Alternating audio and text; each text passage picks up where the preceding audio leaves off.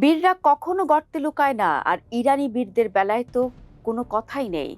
America ইসরায়েলিদের Shaista করে তেহরানের খোলা রাস্তায় বীর দর্পে হেঁটে বেড়াচ্ছেন master mind Masoud Pezeshkian, Ali লারিজানিরা।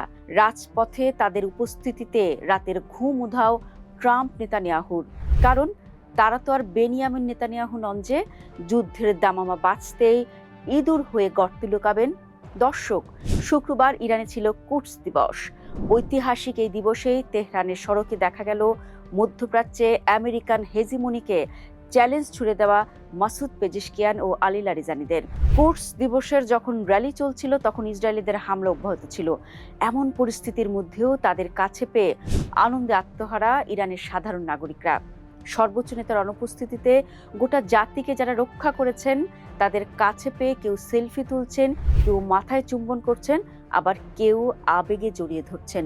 এমন পরিস্থিতি যেন ইরানিদের মনোবলকে আরো দৃঢ় করেছে। কিন্তু কে বলবে দর্শক, কদিন আগেই আমেরিকা ইসরায়েলের আগ্রাসনে তারা নিজেদের সর্বোচ্চ নেতাকে হারিয়েছেন।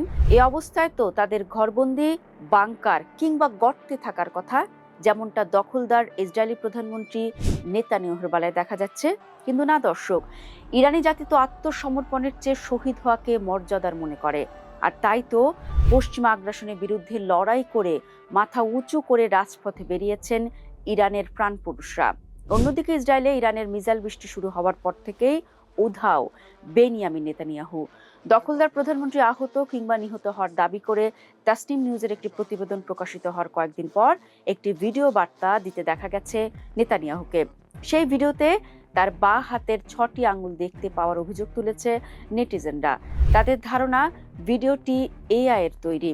দর্শক, তবে নেতানিয়াহুর যে কিছু একটা হয়েছে সে দাবি তুলছেন মধ্যপ্রাচ্য নিয়ে খোঁজ খবর রাখা বিশ্লেষকরা। দর্শক, আবারও ফিরতে চাই কুডস দিবস নিয়ে।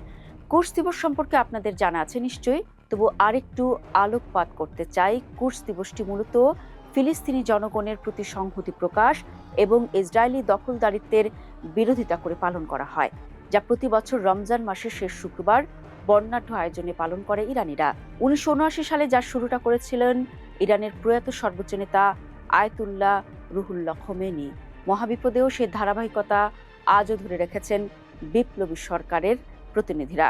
আরো স্পষ্ট করে বললে, ফিলিস্তিনিদের প্রতি সমর্থন, মসজিদুল আকসা বা বাইতুল মুকাদ্দাস মুক্ত করা এবং বিশ্ব মুসলিমদের ঐক্য প্রদর্শন করতে এই আয়োজন করে থাকেন ইরানিরা। দিবসটিতে ইরান সহ বিশ্বের বিভিন্ন দেশে ফিলিস্তিনের সমর্থনে মিছিল, সমাবেশ এবং র্যালি অনুষ্ঠিত হয়। 1979 সালের ইরান বিপ্লবের পর জেরুজালেমকে দখলমুক্ত করার উদ্দেশ্যে এই দিনটি নির্ধারণ করা হয়েছিল।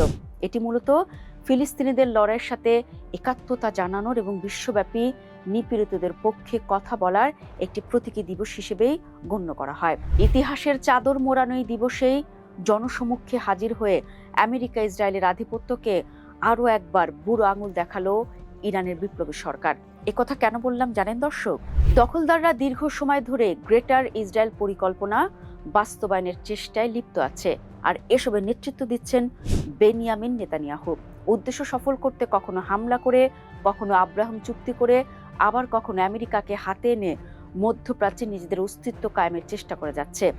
মিশর, জর্ডান, কাতার, বাহরাইন, সিরিয়া, লেবাননকে বাগিয়ে আনতে পারলেও তাদের সবচেয়ে বড় বাধা ইরান। কারণ বিগত 40 বছর ধরে ফিলিস্তিন ইস্যুতে সরব ইরানের সরকার, যা ইসরায়েলের জন্য কখনো পথের কাঁটা, আবার কখনো গলার কাঁটা হয়ে দাঁড়াচ্ছিল। সেটি সাফ করতে এবার আমেরিকাকে সঙ্গে নিয়ে তেহরানে তাণ্ডব চালায় ইসরায়েল। তবে তাদের লক্ষ্য উদ্দেশ্য কোনোটাই সফল হয়নি। তারা চেয়েছিল অস্থিতিশীল পরিস্থিতি তৈরি করে ইরানের সরকার পরিবর্তন করে পুতুল সরকার বসাতে, যাতে আমেরিকার হাতে যায় খনিজ সম্পদ আর নিজেদের পথের কাঁটা দূর করতে পারে ইসরায়েল। কিন্তু ইরানি নেতৃত্বের দৃঢ়তায় তাদের আশায় গুড়েবালি হয়েছে।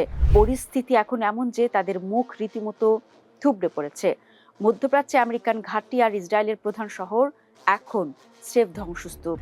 এর মধ্যে জনসমক্ষে পেজিশকিয়ান, আরাকচি, লারিজানিদের উপস্থিতি যেন কাটা ঘায়ে নুন ছিটানোর মতোই অবস্থা।